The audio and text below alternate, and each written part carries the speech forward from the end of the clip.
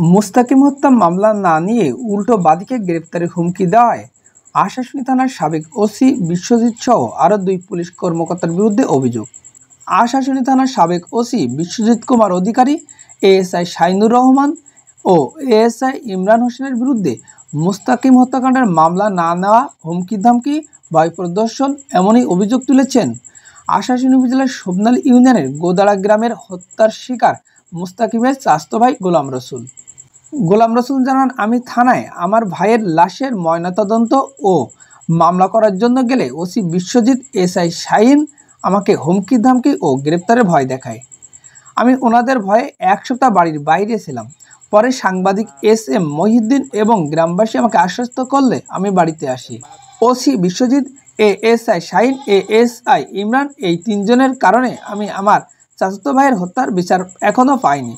এই মামলার তদন্ত ছিল ইমরানের উপর। সে গড়িমসি করেছে এবং সুষ্ঠু তদন্ত করে নাই। এজন্য আমি OC Biswajit, SI Shahin, SI ইমরানের শাস্তি দাবি করছি।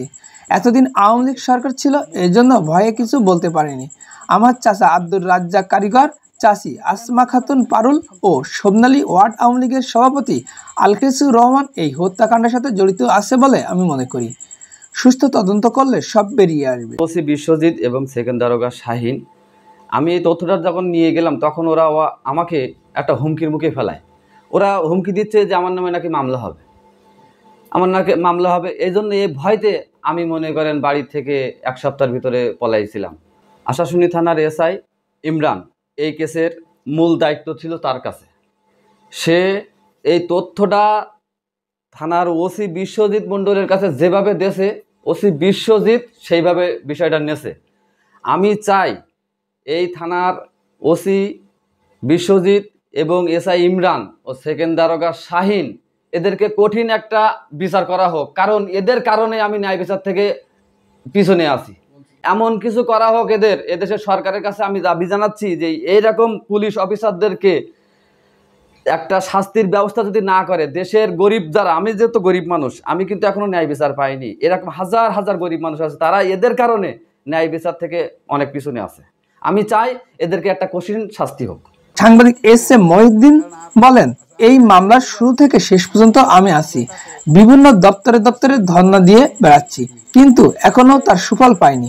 প্রশাসনের কাছে দাবি জানায় সুষ্ঠু তদন্তপূর্বক একটি ব্যবস্থা গ্রহণ করা। যেহেতু এই মামলাটি সিআইডি তদন্ত আছে, তো আমি সিআইডি মহোদয়ের কাছে অনুরোধ করব দ্রুত লাশটা তুলে পোস্টমর্টম করে আইনের আওতায় এনে মানে কঠিনভাবে যাতে শাস্তি হোক, এটাই আমার দাবি এবং এলাকাবাসীও সেটাই চায়। কি কারণে বাদীকে গ্রেপ্তারের হুমকি ও মামলা না নেওয়া, লাশ ময়নাতদন্ত ছাড়া দাফন করার বিষয়টি জানতে চাইলে সাবেক ওসি বিশ্বজিৎ কুমার অধিকারী জানান, আমার বিরুদ্ধে যে অভিযোগ আনা হয়েছে এটি সত্য নয়। ইচ্ছা প্রণোদিতভাবে আমাকে ফাঁসানো হচ্ছে। আমাদের কাছে কেউ অভিযোগ করেনি, মুস্তাকিমের বাবাও কাউকে দোষী করেনি। এজন্য আমরা ময়নাতদন্ত ছাড়াই দাফন করার অনুমতি দিয়েছি। এসআই শাহিন বলেন, আমি ওই ইউনিয়নের বিট অফিসার হিসেবে দায়িত্বে ছিলাম। আমি ওই মামলার আয়ু নই, এ বিষয়ে কিছুই জানি না। তারা স্থানীয় সাংবাদিক ছিল, তারা ই করছিল, এরকম কোনো ঘটনার সত্যতা নাই। আমি তো এই বিষয়ে আমার কাছে কোনো মামলাও না, কোনো কিছু না, তা আমি হুমকি দামকি দিলাম কিসের উপরে?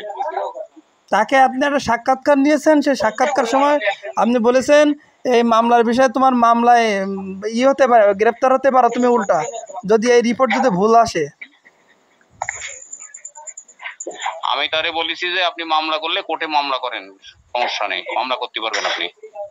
ওইটা ইউডি মামলা হয়েছে, আপনি মামলা করলে কোর্টে মামলা করতে পারবেন, এইসব কথা বলা হয়েছে। ঠিক আছে, তাছাড়া অন্য কিছু বলা হয় না। এসআই ইমরান বলেন, থানায় প্রচলিত আইনে একটি অপমৃত্যু মামলা দায়ের করা হয়েছে।